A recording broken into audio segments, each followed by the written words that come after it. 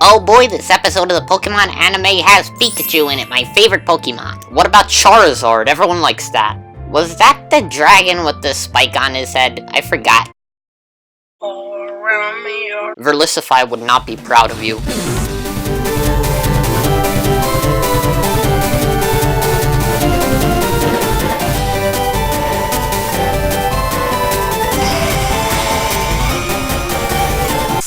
Hello and welcome, I'm the Legendary PokéMaster, and today I have this hat on because we're going to be trekking through the National Pokédex. I've never done this before. I've never been that dedicated to Pokemon, but I must to find the Forgotten 5. So yeah. I found 5 Pokemon that for the most part have been forgotten by the Pokemon community, and there are reasons behind it which we will be discussing in like 5 seconds. So without further ado, let's start.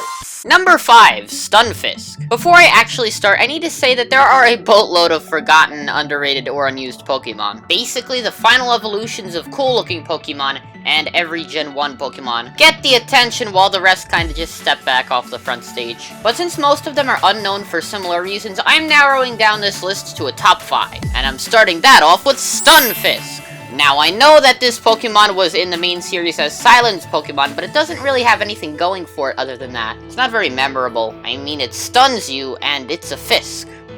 Wait, what's a Fisk? Apparently it's this guy. And this guy was a 19th century US financier who ruined the Erie Railroad. That's actually kind of coincidental, because I live like right next to the Erie Railroad tracks. It's called the Northern Branch. Comment section. Start a good conspiracy about that and I'll give you, an amiibo. But not a real one, like a picture of it on Twitter DMs or something.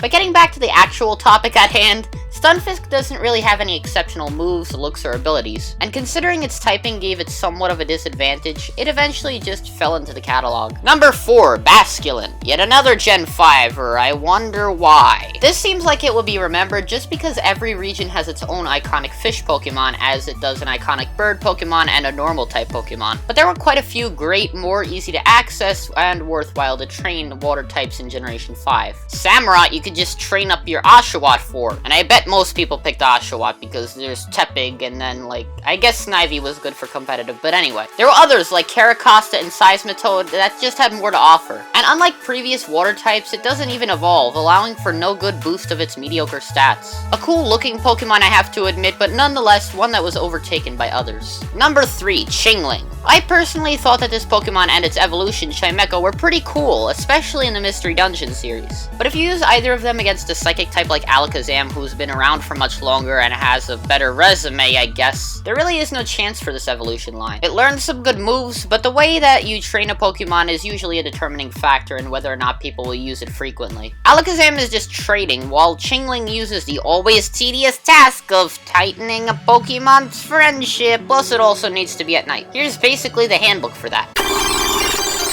Number 1, don't put it in the PC. Number 2, don't let it get knocked out, so don't use it in battle. Number 3, use it in battle a lot, so it gets connected to you. Number 4, give it good medicine even if it doesn't need it. Number 5, don't feed it drugs from the black market. Number 6, go into Pokemon or refresh after every single battle. Number 7, don't you ever play during daytime. Enough said. Number 2, Qwilfish. Here we have yet another water-type Pokemon that is a fish. But at least it's not in Generation 5.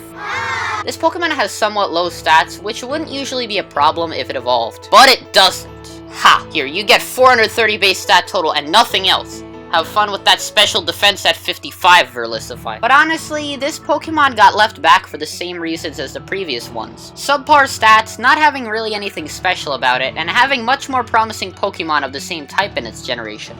Plus, I think that this Pokemon is too similar to a real-life pufferfish, and that makes it less memorable than something like Regigigas. Number 1, Volbeat and Illumise, or Illumise. I don't know how you want to say it. I call it Illumise. And I'm including them both because they're basically the same Pokemon. When I played my first Pokemon game, I already knew almost every Pokemon from the card game or the anime. I mean, virtually every Pokemon gets its own respective episode, and look at all of these cards.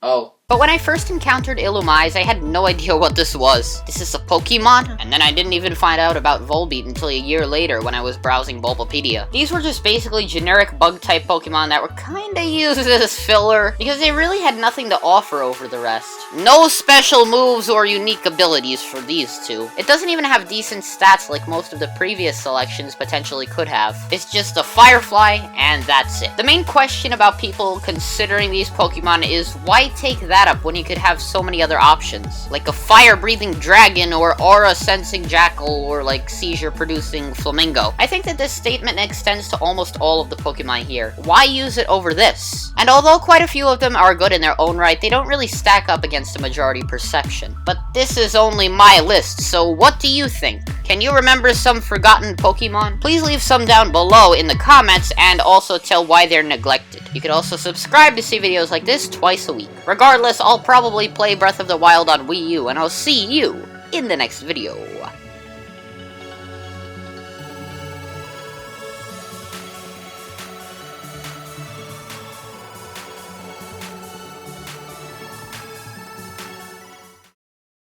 This one isn't even a Pokemon card. This is like a Bronx Zoo card.